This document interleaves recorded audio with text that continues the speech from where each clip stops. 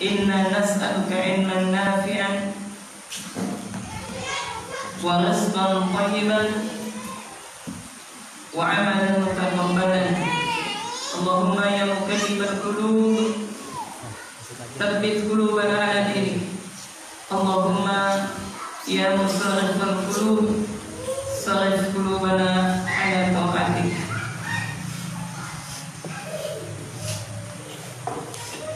Jamaah rahimani rahimakumullah.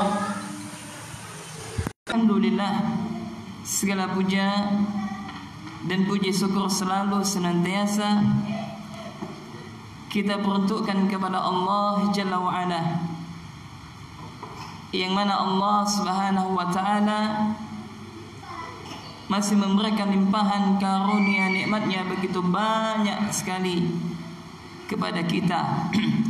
Di antara nikmat tersebut, Allah memberikan kepada kita kesehatan, waktu luang, rezeki yang bisa kita makan, tempat tinggal, dan di kampung halaman kita yang saat ini aman sentosa.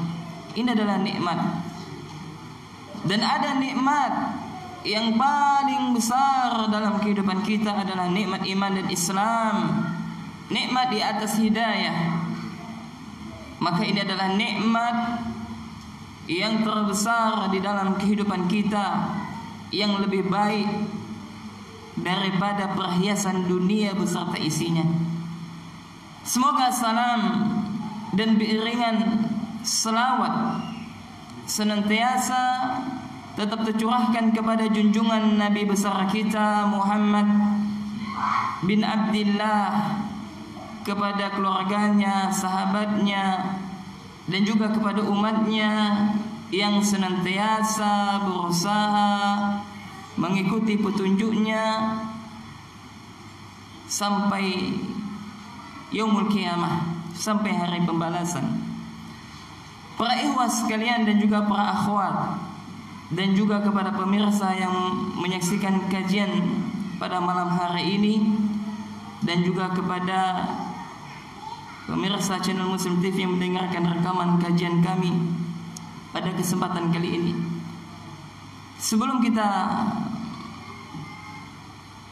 berbicara lebih lanjut, kita sepakat dulu. Kajian kita sampai jam berapa nih? Jam 8? Jam 9? Lanjut sebentar ya. Baik. Berarti sampai Isya, sampai azan Isya. Oh gitu. Baik, kalau materi misalkan tidak cukup maka kita lanjut setelah sholat Isya. Lanjut materi. Kalau udah selesai maka kita tutup gitu ya. Baik. Apa judul kita, ikhwan? Apa temanya? Hah? Subhanallah, temanya tidak tahu. Temanya adalah temui aku di telaga. Jadi jamaah, para ikhwan dan juga akhwat rahimani rahimakumullah, pada kesempatan kali ini kita akan duduk sejenak, meninggalkan kesibukan dunia kita. Kita akan meninggalkan sejenak urusan daripada dunia yang ana yakin ada urusan yang harus antum tinggalkan sejenak, ada pekerjaan yang harus antum tunda sejenak demi untuk hadir pada kesempatan kali ini. Maka pada kesempatan kali ini kita akan membahas sebuah tema tentang temui aku di telaga. Ini adalah kami ambil daripada sabda Nabi sallallahu alaihi wasallam dan juga buku daripada Al-Ustaduna ya Armen Halim Nara rahimahullah dengan judul Temui Aku di Telaga. Para ikhwan dan juga para akhwat rahiman rahimakumullah, ada sebuah perkataan yang mana perkataan ini selayaknya untuk kita tulis dengan tinta emas, sebagaimana pepatah para ulama mengatakan, atau selayaknya perkataan ini senantiasa kita ingat adalah perkataan salah seorang imam besar, seorang tabi'in yang dikenal dengan Abul Aliyah. Siapa namanya, kawan? Abul Aliyah. Siapa dia? Dia adalah seorang ulama tabi'in yang wafat pada tahun 93 Hijriyah. Berapa dia wafat? 93 Hijriyah. Nama asli beliau adalah Rafi bin Mahram. Rafi bin Mahram rahimahullahu ta'ala. Dan beliau ini mantan seorang budak. Seorang budak, yang mana seorang budak itu kedudukannya amat rendah kedudukannya. Akan tetapi Allah Jalla wa'ala mengangkat dia sehingga namanya sampai saat ini masih kita sebutkan di majelis ini. Inilah janji Allah. Allah akan mengangkat orang yang berilmu, sebagaimana firman Allah, yarfa'illahu alladhina amanu minkum walladzinatul ilma darajat. Allah akan mengangkat derajat orang yang beriman di antara kalian dan mengangkat derajat orang yang berilmu beberapa derajat. Maka alangkah bagusnya perkataan Al-Imam Abul Aliyah rahimahullah. Apa dia mengatakan? Qad an'ama Allah alayya bi ni'mataini la adri ayyuha afdal, an hadani lil Islam wa lam yaj'alani hurriya. Subhanallah, ikhwan. Dia mengatakan sungguh Allah Jalla wa Ala telah memberikan dua nikmat kepadaku. Dua nikmat. Kata siapa ini? Abul Aliyah. La adri ayyuha afdal, yang aku tidak mengetahui mana dua nikmat tersebut yang paling afdal, yang paling utama. Apa nikmatnya yang pertama? An hadani lil Islam. Yang pertama adalah Allah Jalla wa Ala telah memberikan nikmat Islam kepadaku. Subhanallah, ikhwan. Sekarang saya dan juga antum berada di atas Islam, di atas Islam yang Allah Jalla wa Ala mengatakan, atau Allah berfirman dalam Al-Quran, inna dina indallahil Islam. Sesungguhnya agama yang hanya diridhoi di sisi Allah hanyalah agama Islam. Dan juga Allah menyebutkan dalam Al-Quran surah Ali Imran ayat 85, wa may yabtaghi ghairal islam dinan fala yuqbalu minhu wa huwa fil akhirati minal khasirin. Dan barang siapa yang mencari agama selain daripada agama Islam, maka tidak akan diterima amalnya, dan di akhirat dia termasuk orang yang merugi. Subhanallah. Sekarang kita berada di atas agama Islam, dan Nabi yang mulia sallallahu alaihi wa ala alihi wasallam, Nabi mengatakan, wallazi nafsu Muhammadin la yasma'u bi min hadhihi al-ummah yahudiyyun wala nasraniyun summa yamut wa lam yu'min bima ursiltu bihi illa kana min ashabin nar. Demi zat yang jiwa Muhammad ada di tangannya, kata Nabi, tidaklah mendengar salah satu di antara umat ini, baik dia itu Yahudi ataukah Nasrani, dan mereka mendengar apa yang aku telah diutus, lalu mereka tidak beriman kepada apa yang aku bawa. Yani maksudnya apa? Tidak beriman kepada Al-Quran. Maka kata Nabi sallallahu alaihi wasallam, tempat mereka di neraka, waliyadzubillah. Maka ini adalah nikmat yang mana Allah Jalla wa Ala telah memberikan kepada kita, sebagaimana kata Abul Aliyah, qad an'ama Allah alayya bi ni'mataini la adri ayyuha afdal, an hadani lil Islam. Itu yang pertama. Dan yang kedua adalah walam yaj'alani hurriya, yakni Allah Jalla wa Ala tidak menjadikan aku sebagai kelompok hurriya. Maksudnya adalah Allah tidak menjadikan dia kelompok khawarij yang pada zaman Rasulullah sudah ada. Dialah Zulkhuwaisirah yang ketika pada peperangan Hunain, setelah Nabi membagikan harta ghanimah, harta rampasan perang, maka Zulkhuwaisirah ini si pandir, semoga Allah mencelakakannya. Dia mengatakan, ya Muhammad, i'dil, wahai Muhammad, adillah. Allah musta'an. Dia berani mengomentari Rasul yang mulia sallallahu alaihi wa alihi wasallam.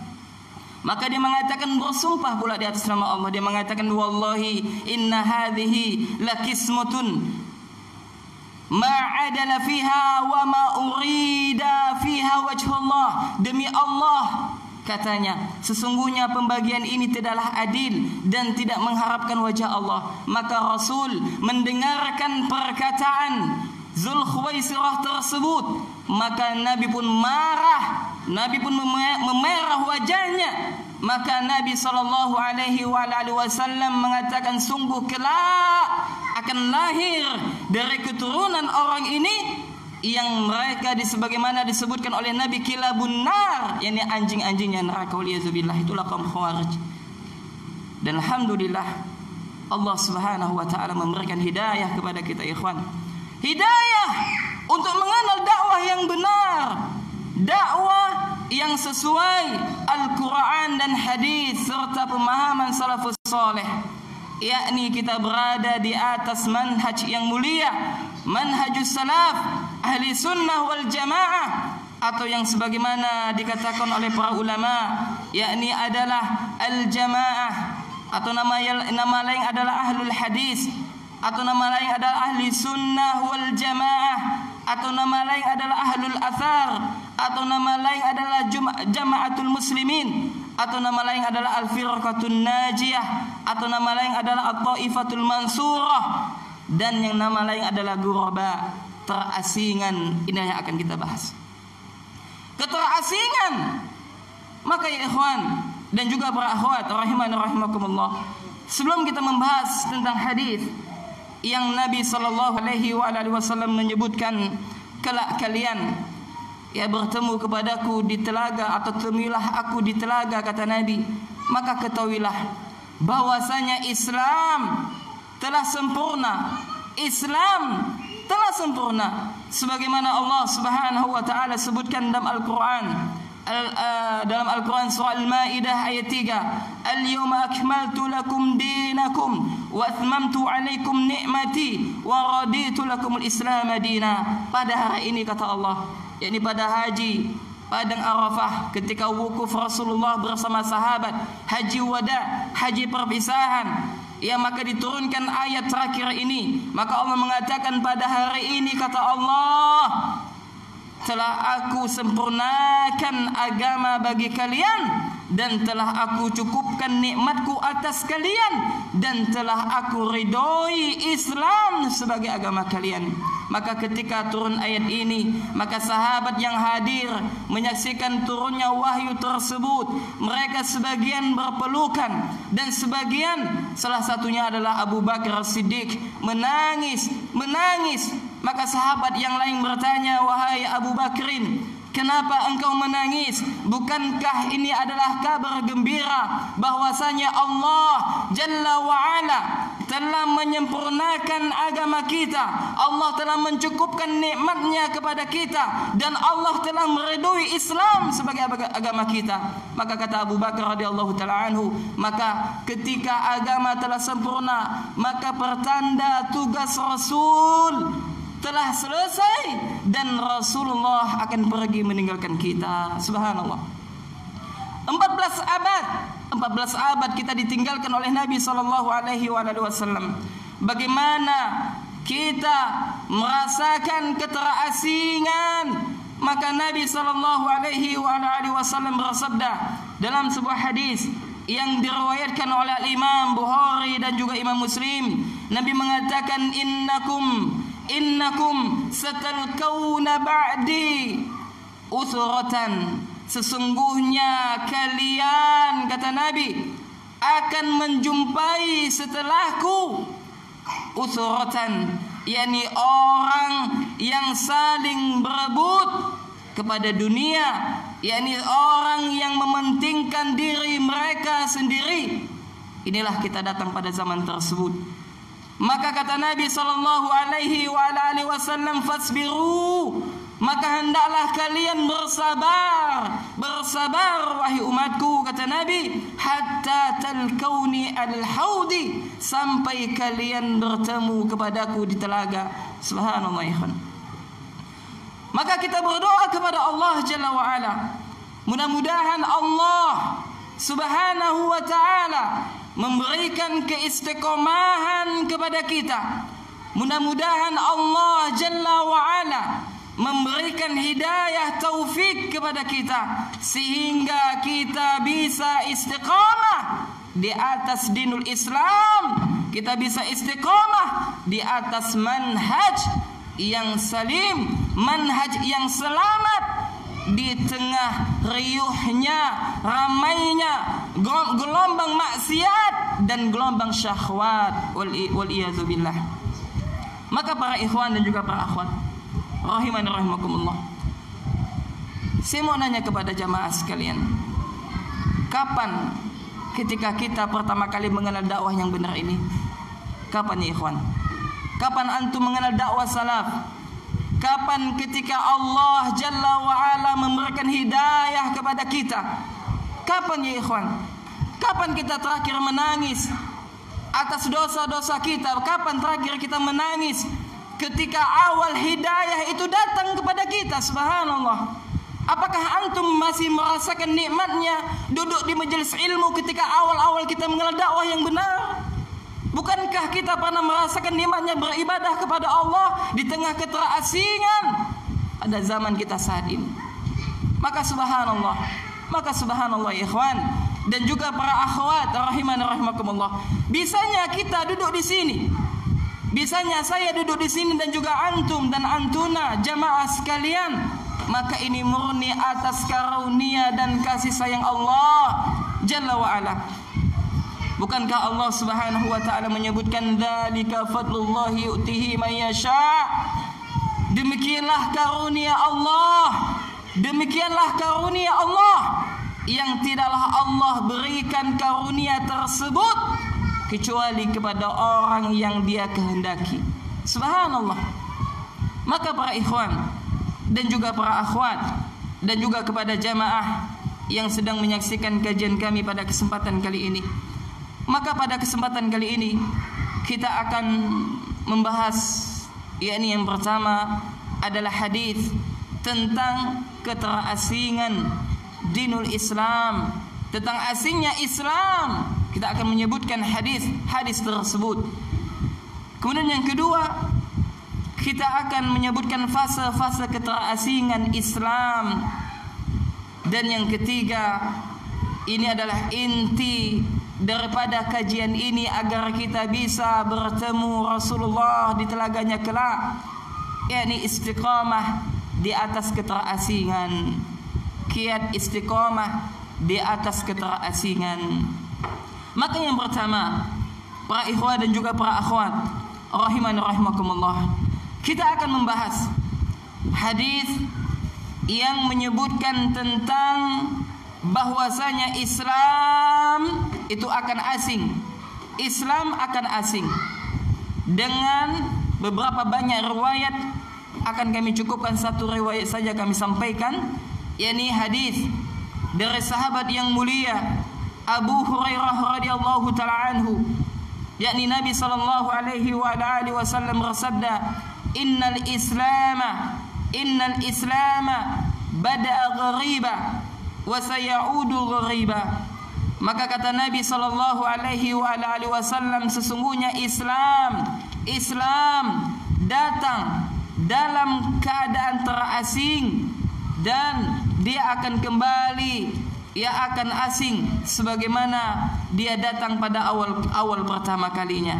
Dalam hadis yang lain disebutkan, yakni Nabi sallallahu alaihi wasallam bersabda, "Badal Islamu ghariba wa sayaudu kama bada ghariba." Yani Islam, kata Nabi, datang dalam keadaan asing dan kembali dalam keadaan asing. Fatuba lil ghuraba, maka berbahagialah orang yang asing tersebut.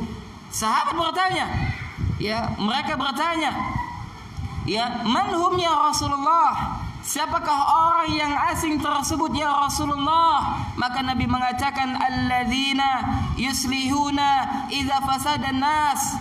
Ya, mereka orang yang asing itu adalah orang yang mengadakan perbaikan, orang-orang yang berusaha untuk melakukan perbaikan di tengah-tengah rusaknya manusia.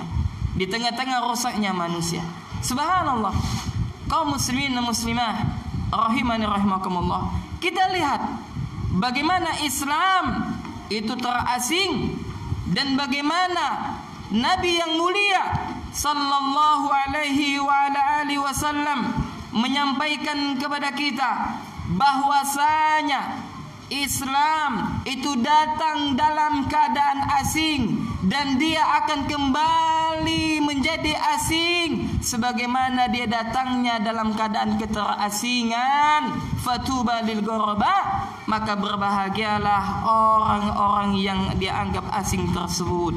Maka jemaah kaum muslimin dan muslimat rahimani rahimakumullah, mudah-mudahan kita semuanya yang hadir pada kesempatan kali ini dan juga saudara dan saudari kita yang mereka berusaha meniti jalan di atas kebenaran, maka mereka bisa istiqamah. Mereka bisa istiqamah pada zaman keterasingan ini. Maka subhanallah, maka Anda wahai para ayah, maka Anda wahai para suami, tugas kita amatlah berat menjadi seorang suami sekaligus menjadi seorang ayah.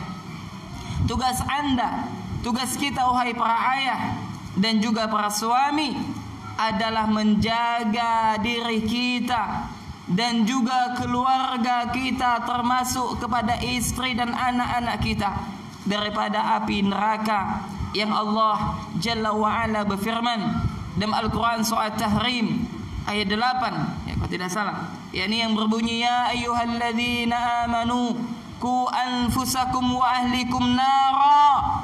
Wahai orang yang beriman, kata Allah, jagalah diri kalian. Ya, wahai orang yang beriman, jagalah diri kalian, kata Allah. Ku anfusakum wa ahlikum, dan keluarga kalian dari api neraka. Bagaimana kita menjaganya? Bagaimana kita menjaga diri kita dan juga keluarga kita, anak dan istri kita dari api neraka jahanam? Maka Ali bin Abi Thalib radhiyallahu ta'ala anhu memberikan tafsir daripada ayat tersebut.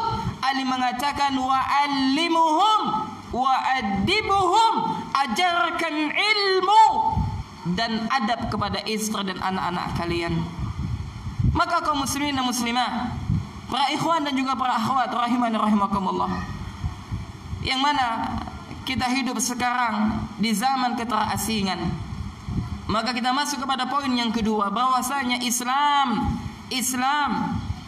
ya, itu mereka di dalam keterasingan sebagaimana disebutkan oleh muallif di sini. Yang pertama, ada 3 bagian keterasingan bagi Islam. Ada 3 keterasingan. Pertama adalah keterasingan pemeluk Islam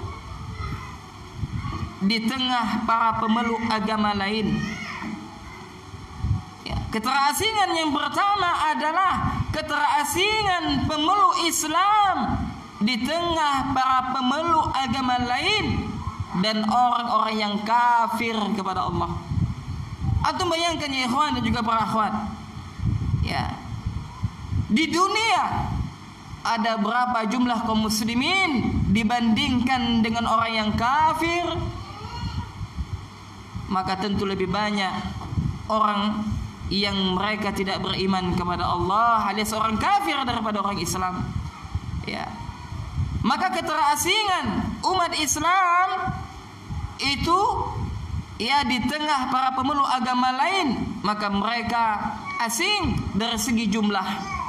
Dari segi jumlah ya sedikitnya umat Islam dan banyaknya orang yang kafir.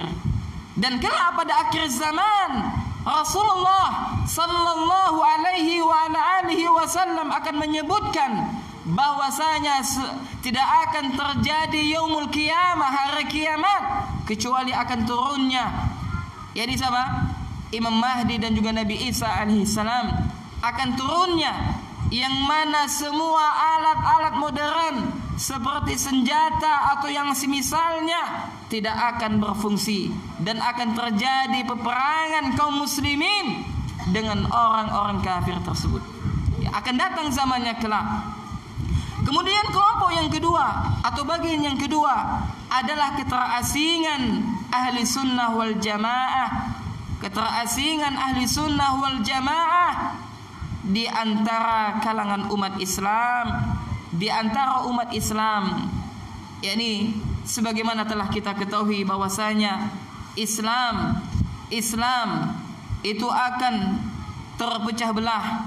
Islam akan terpecah belah ya sebagaimana Rasulullah sallallahu alaihi wa ala alihi wasallam menyebutkan bahwasanya umat Islam ya mereka akan terpecah belah sebanyak ya 73 golongan.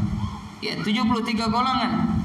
Ya adapun 72 maka mereka diancam dengan neraka dan al-wahidah dan satu yang akan masuk ke dalam surganya Allah. Siapa dia itu? Maka kata Nabi dalam hadis yang lain, mereka adalah al-jamaah. Mereka adalah al-jamaah. Dan dalam riwayat yang lain Nabi mengatakan ana ya aku dan sahabatku yang berjalan di atasnya. Ya, yakni mereka para sahabat radhiyallahu taala anhum, ma ana alaihi wa ashabi, kata Nabi, aku dan sahabatku yang berjalan di atasnya. Dan Allah Subhanahu wa taala memerintahkan kepada kita untuk apa? Wajib mengikuti apa? Manhajnya salaf. Nah, dalil dalam Al-Quran surat apa itu? Tentang wajibnya mengikuti salaf dalam beragama ya ikhwan. Ada yang tahu dalilnya? Dalam Al-Quran surat apa? At-Taubah ayat 100. Nama ahsanta barakallahu fik. Yani Allah Subhanahu wa taala berfirman, wasabiquna al-awwalun minal muhajirin wal ansar walladzina tabauhum bi ihsan ya radhiyallahu anhum wa radu'an. Dan golongan yang pertama kali yang masuk ke dalam Islam dari kalangan muhajirin dan ansar. Siapa muhajirin itu? Mereka adalah para sahabat yang penduduk asli kota Mekah ya berhijrah ke kota Madinah. Itu mereka adalah dikenal dengan kaum muhajirin dan kaum ansar. Siapa mereka itu? Mereka adalah sahabat yang asli daripada penduduk kota Yathrib, kota Madinah, yang mereka inilah menolong ya sahabat-sahabat yang hijrah ke kampung halaman mereka. Maka kata Allah, dan kelompok yang pertama kali, yang pertama-tama masuk dalam Islam, siapa mereka?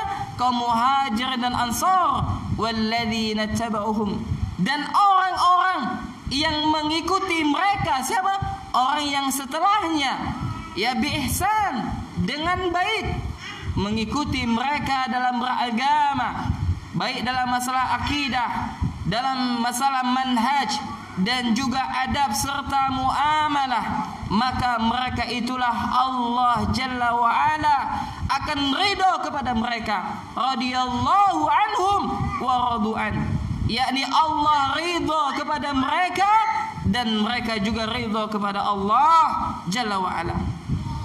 Dan ada dalil lagi yang mana para ulama mengatakan bahwasanya dalil ini sangat jelas kewajiban bagi setiap muslim untuk kembali mengikuti beragama sebagaimana Rasulullah dan juga sahabat dalam menjalankan agama ini. Nah, surah apa itu ikhwan?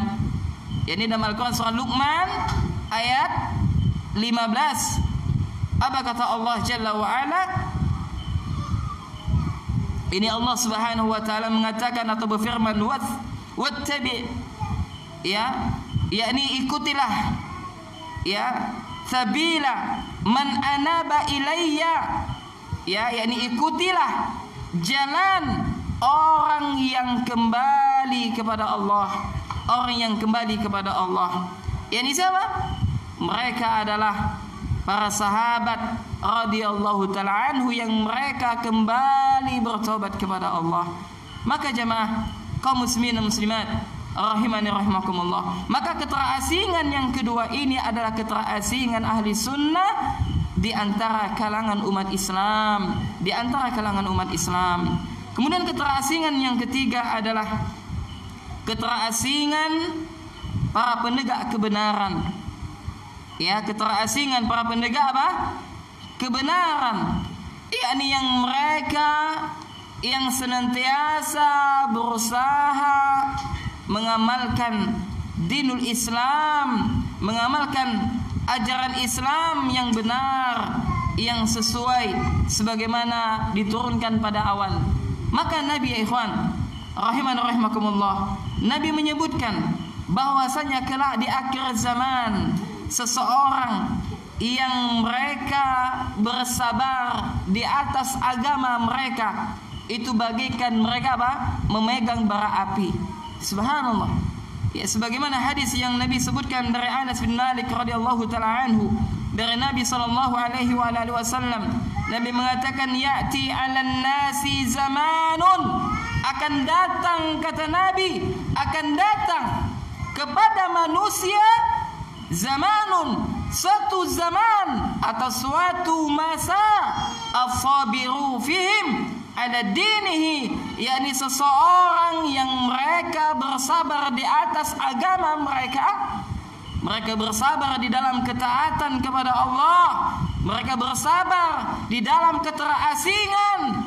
Maka kata Nabi sallallahu alaihi wasallam, kal qabidi al-jamri, yakni mereka yang bersabar pada masa itu bagaikan seseorang yang sedang memegang bara api. Bayangkan ya, pernah memegang bara api?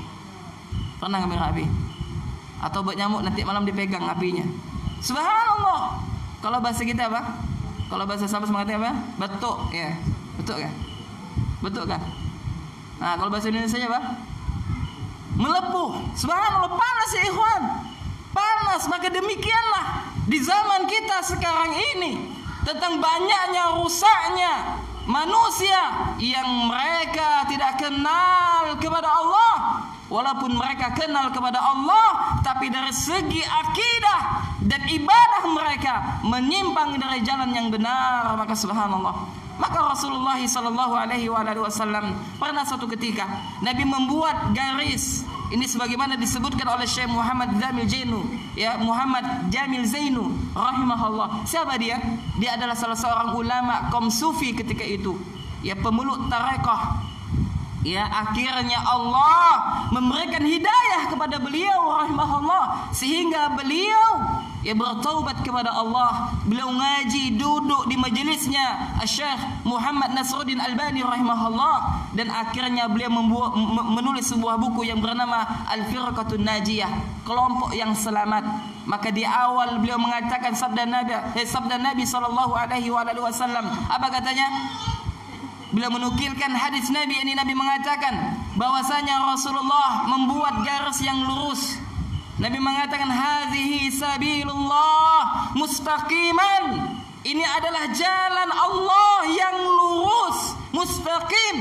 Maka barang siapa yang meniti jalan tersebut, istiqamah dan wafat di atas jalan tersebut, mereka akan sampai kepada Allah. Maksudnya mereka akan selamat. Kemudian setelah Nabi membuat garis yang lurus tersebut, Nabi membuat garis ke kanan, ke kiri, ke kanan, ke kiri. Maka Nabi mengatakan, hadhihi subul, ini adalah jalan-jalan yang menyimpang, yang menyesatkan umat manusia dari jalannya Allah. Bayangkan ikhwan, setiap jalan tersebut ya ikhwan, itu ada dai-dai yang mengajak manusia kepada jalan penyimpangan tersebut, jalan kesesatan tersebut. Dan kita hidup pada zaman ini, waliyazubillah. Maka ya ikhwan dan juga para akhwat rahimani rahimakumullah, lihat bagaimana para ulama, bagaimana agar seseorang muslim yang mereka telah berada di atas manhaj yang benar, manhajus salaf, beragama sebagaimana Rasulullah dan juga para sahabat beragama. Maka ada kiat-kiat yang kelak akan kita sebutkan ya, agar kita bisa istiqamah di jalan ketaatan tersebut. Para ikhwas sekalian rahimani rahimakumullah, maka terutama tugas seorang ayah, tugas seorang suami, wajib bagi Anda wahai para ayah. Ada para ayah di sini atau banyak anak bujang? Atau kita ganti kalimatnya, wahai para bujang, menikahlah. Maka Anda wahai para ayah, wahai para suami, tugas kita adalah menyelamatkan diri kita dan keluarga kita, keluarga terdekat kita, istri dan anak kita, kedua orang tua kita, saudara-saudari kita, paman bibi kita, agar mereka bisa dapat mengenal dakwah yang benar ini, agar mereka bisa mendapatkan nikmatnya di atas hidayah, lezatnya duduk di majelis ilmu, subhanallah. Maka tugas kita, maka jangan sampai seorang suami yang mereka sibuk dengan urusan mereka sendiri akhirnya menyampingkan hak daripada istri mereka, atau seorang ayah yang mereka sibuk tentang urusan mereka sehingga mereka enggan untuk mendidik anak-anak mereka, padahal anak kita itu adalah harta sesungguhnya bagi kita. Sudah azan? Sudah azan ya? Sudah atau belum? Belum. Nah. Lanjut ya. Lanjut ya. Nah. Apa kata Nabi sallallahu alaihi wasallam, idza mata ibnu Adam, atau idza mata al-insan in qata'a apa ayatnya? Illa min thalasin. Yani kata Nabi, apabila anak Adam telah meninggal dunia, atau dalam riwayat yang lain menyebutkan apabila manusia telah meninggal dunia, akan terputus amalannya kecuali 3. Salah satunya adalah waladun salihun yad'u ilaih, yakni anak yang soleh yang mendoakan kedua orang tuanya. Baik, karena waktu sudah azan, nanti insyaallah pada isya kita lanjutkan sebentar. Kita masuk kepada poin inti daripada temui aku di telaga, agar kita bisa istiqamah pada zaman keterasingan dan bertemu dengan Nabi yang mulia sallallahu alaihi wasallam. Allahumma amin. Kita cukupkan sampai di sini. Subhanakallahumma wa bihamdika, asyhadu an la ilaha illa anta, astaghfiruka wa atubu ilaik. Assalamualaikum warahmatullahi wabarakatuh.